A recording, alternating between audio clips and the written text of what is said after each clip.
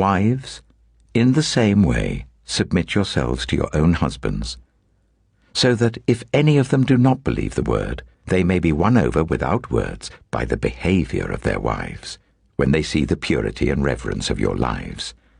Your beauty should not come from outward adornment, such as elaborate hairstyles and the wearing of gold jewelry or fine clothes. Rather, it should be that of your inner self, the unfading beauty of a gentle and quiet spirit, which is of great worth in God's sight. For this is the way the holy women of the past, who put their hope in God, used to adorn themselves. They submitted themselves to their own husbands, like Sarah, who obeyed Abraham and called him her Lord.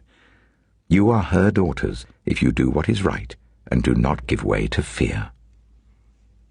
Husbands, in the same way, be considerate as you live with your wives, and treat them with respect as the weaker partner, and as heirs with you of the gracious gift of life, so that nothing will hinder your prayers.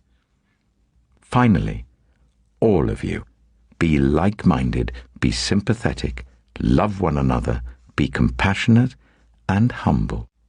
Do not repay evil with evil or insult with insult.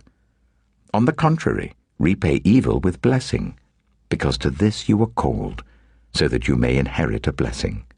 For whoever would love life and see good days must keep their tongue from evil and their lips from deceitful speech.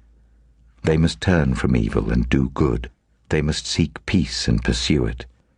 For the eyes of the Lord are on the righteous, and his ears are attentive to their prayer. But the face of the Lord is against those who do evil. Who is going to harm you if you are eager to do good?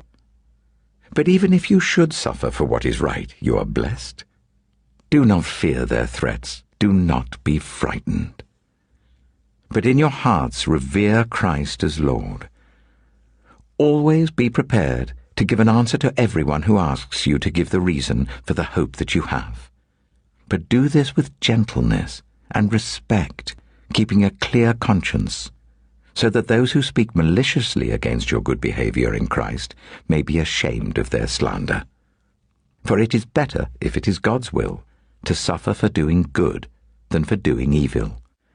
For Christ also suffered once for sins, the righteous for the unrighteous, to bring you to God. He was put to death in the body, but made alive in the spirit. After being made alive, he went and made proclamation to the imprisoned spirits, to those who were disobedient long ago when God waited patiently in the days of Noah, while the ark was being built. In it, only a few people, 8 in all, were saved through water, and this water symbolizes baptism that now saves you also.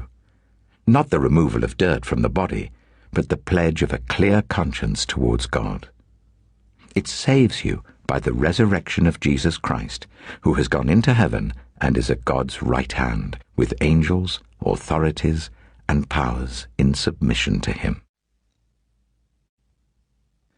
1 Peter chapter 4.